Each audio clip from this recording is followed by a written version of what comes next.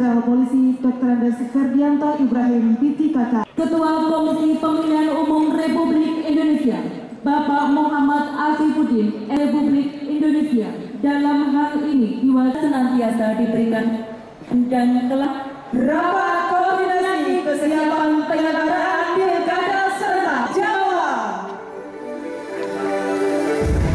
Terciptanya kondisi tahapan pemilihan kepala daerah tahun ini antara Kementerian Dalam Negeri, penyelenggara, perwakilan akademisi, perwakilan tokoh agama, rumah tahanan, relokasi bencana dan konflik dan lain-lain. Nanti repot pemenuhan alat surat suara dan seterusnya. Nah, terkait dengan calon perseorangan sementara ini di daerah Jawa ini, Bapak Ibu sekalian, di Banten, Kabupaten Sumedang, Kabupaten Bandung Barat dan Kota Banjar.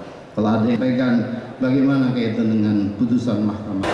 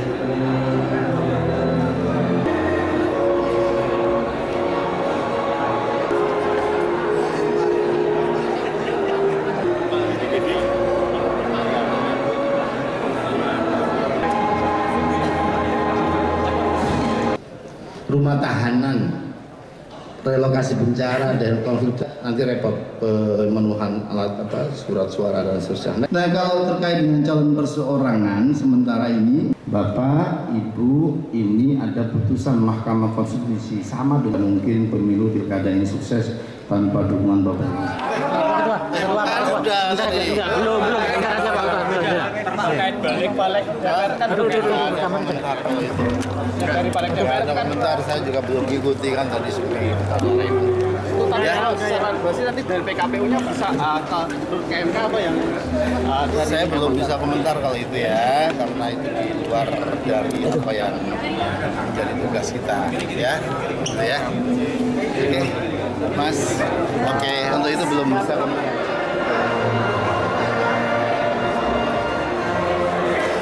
Yang mungkin saja dihadapi dan juga saat ini tentu paling sangat-sangat amat sibuk menghadapi peran calon gubernur ataupun calon kepala daerah membutuhkan bantuan TNI siap untuk membantu. Kunci dari koordinasi sinergitas yang ada di sini yang masih punya PR PHD agar segera diselesaikan PR-nya karena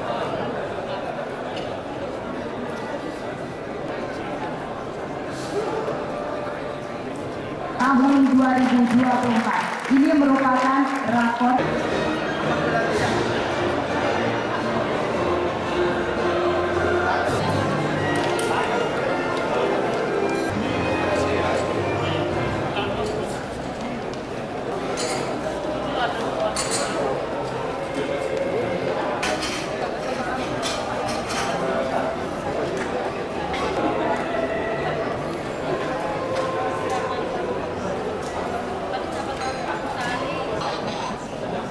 intinya begini, pertama kami baru katakanlah menerima salinan dikirim teman-teman di MK selain yang sudah menyebar di grup ya, itu pasti kemarin sore kami lakukan kajian secara komprehensif. Hari ini ada forumnya juga.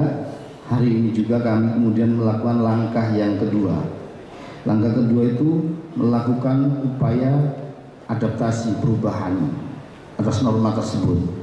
Tapi ini ada jejaknya, ada jalurnya bagaimana? Pertama kita konsultasi ke pembuat undang-undang. Bapak, Ibu, ini ada putusan Mahkamah Konstitusi sama dengan kemarin ketika ada putusan Mahkamah Agung. Kami akan mengkonsultasikan ini. Konsultasi kita ke Komisi 2 surat kita kirim hari ini.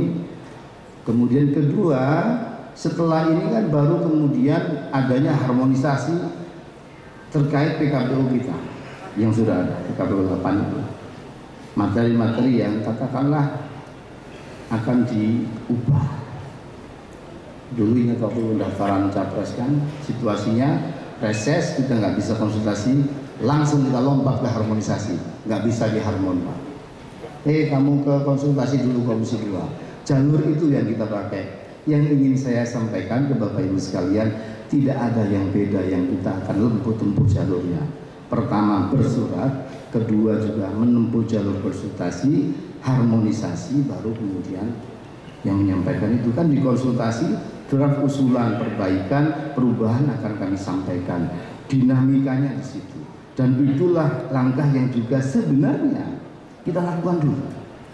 Sekedar mengingatkan, dulu kami situasi itu tidak semuanya bisa kami wujudkan karena satu dan lain hal, situasi di luar, reses dan seterusnya. Kami juga kena dampaknya di DKPP kan, dengan putusan keras dan seterusnya. Ya itu resiko. Tapi kami meyakini bahwa apapun yang kami ambil langkah, kira-kira begini KPU. KPU ini katakanlah kemudian mengurusi orang berlomba. Sederhana ini, yang menang belum tentu belain, yang kalah pasti nyala-nyalain. Iya kan? Jadi kami nggak mungkin juga kok Pak ngawur-ngawuran itu nggak mungkin. Tapi dalam situasi yang sangat spesifik, kami harus mengambil keputusan, mengambil kebijakan. Nah tentu dalam hal ini komunikasi para pihak, pemahaman-pemahaman atas hukum ini orang-orang kumpul juga pendapatnya pasti beda-beda. Ya kan? Sementara kami harus mengambil sikap dalam waktu sangat mepet. Ini bukan alibi, tapi kami ingin menyampaikan situasi ini bukan yang pertama, bukan yang kedua, ke beberapa kali bahkan. Apakah semua yang kemarin sudah kita TL? Kita TL. Tindak lanjut itu kan butuh trayek. Sini. Nggak bisa juga kita lompat. Salah.